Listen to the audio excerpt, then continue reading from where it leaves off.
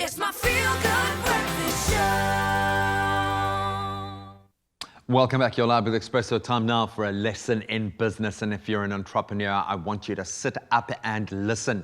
With an entrepreneurial track record that boasts 7 successful investments and only 2 failures, and I'm sure pretty critical failures at that, Swedish serial entrepreneur Fredrik Sammeli has 25 years of experience in business development, in sales, crisis management, innovation, and I love this, creative entrepreneurship. I feel like this man has the answers to everything now. Today we're getting to understand his vast career experience and methodologies just a little bit better as he joins us in studio to share more about his micro property development initiative, which is taking place in South Africa, and it's called a BitProp.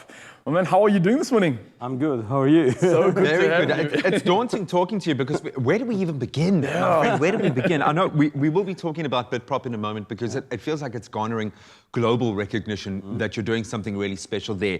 But I'm going to shelve that for a moment because I'm, as an entrepreneur operating in the social space, really want to know where it first began for you. When did you realize and identify that you had the creative skills, the knack, the fortitude to become an entrepreneur, and why has this become such a passion of yours to be that startup king? I'm not sure, but I was 15, 16 years old in the northern part of Sweden where we have like 2 meters of snow now, and I was a fruit and veggie salesman. Wow. So I went out on the market. Okay. Humble beginnings. 16. So that was, you have to start somewhere. Yeah. I was a working class guy, and I started to do that, and I realized I like business, I like sales, and most people at that time at least they didn't acknowledge it. It wasn't like a nice work to do, but you need that in everything you do. You need to like business and you need to understand sales. So there where it started. But then I started my first business when I was 27. I worked for another company and they didn't allow me to become an owner, even if I'm selling like 1/3 of the revenue in this business. Why can't you? No, you're too young. And then I said, okay, but then I start my own business, and that was, of course, a fantastic journey that started then when I was 27. The biggest history, as they say. The biggest mistake, probably turning this man away. Yeah, and I saying, would no, imagine how they feel about that now. Yeah. So I've got to ask, man, it's been a decade of absolute magic for you. From the year 2010 to 2020, you kind of won like what we would call the World Cup of like PR advertising agencies.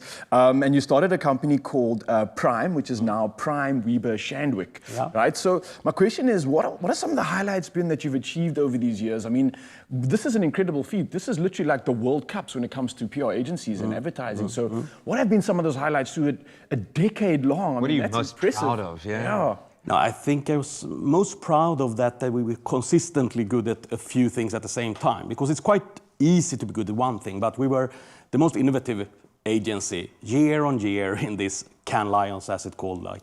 And at the same time, we were the most attractive employer for talented people who wanted to work for us. And at the same time, it was the most profitable firm.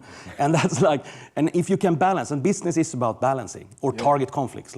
If you focus on one thing, it's quite easy to be good at it, but to be good at it over year and year. And that's why grit and hard work and consistency and long term is most successful entrepreneurs have that in them. And they also create a team around them that also have that grit to get it done.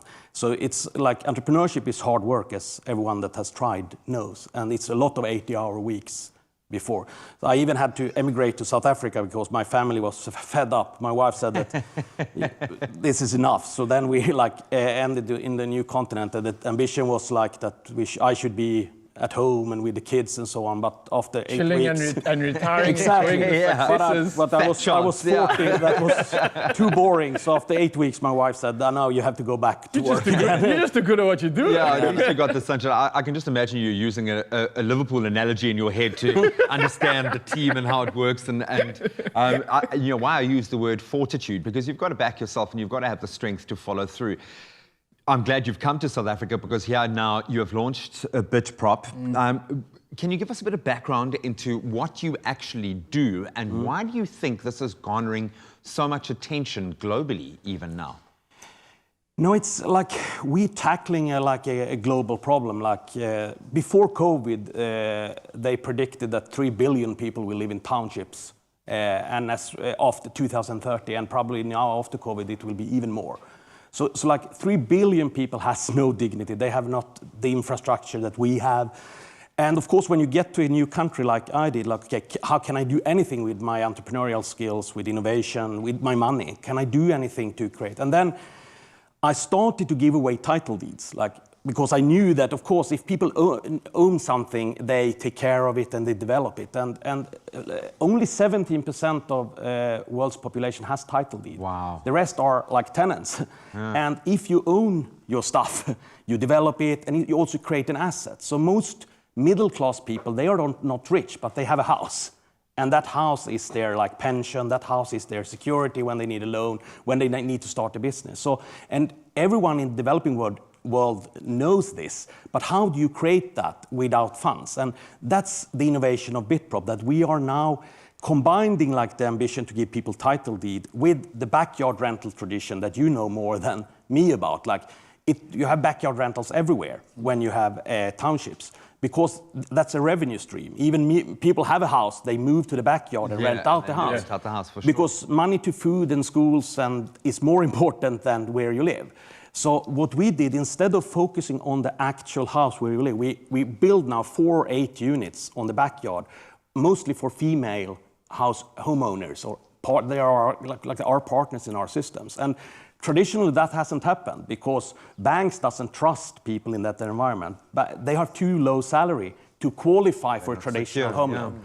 But what we show the banks now, that it's like, this works. Like we have built 34 of these units in Kailicha outside Cape Town, and tenants are paying, ladies are partnering with us and creating a fantastic revenue stream for them. Like the total amount that you get if you have 8 units can be between 10,000 Rand up to 25,000 Rand a month. Which is life-changing. It's life-changing, as you realize. Like many of these ladies, they earn 5,000 Rand on the traditional job, and then they add 10 to 25,000 Rand on top of that. Of course, they become middle class only through this, and that's like BitProp in an essence. Absolutely amazing. In fact, I'd like to find out a little bit more, and we're going to do that right now.